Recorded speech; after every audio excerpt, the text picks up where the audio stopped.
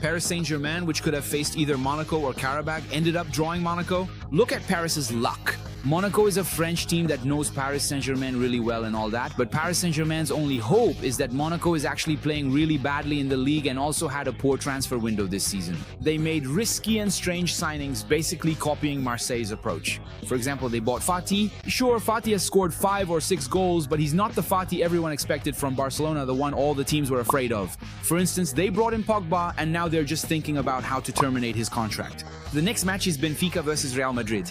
Man, week 8 is going to be repeated, and this time twice, with Real hosting the return leg. Well, in the rankings, Real was higher, maybe 9th or 10th, I'm not sure, but Benfica ended up with a lower ranking. Out of Real's options, they could have faced either Bodo Glimt or Benfica, but with their bad luck, they got drawn against Mr. Special's team. And well, something I have to announce. We're going to celebrate Mr. Special's return to Santiago Bernabeu, guys.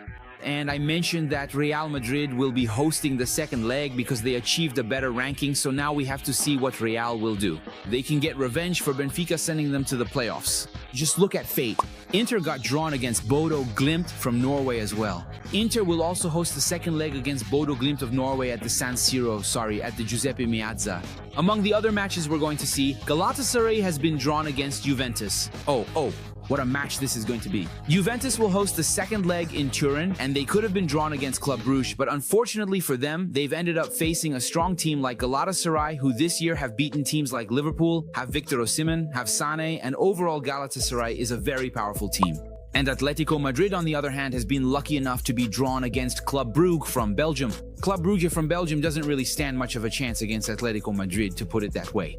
Karabakh got drawn against Newcastle.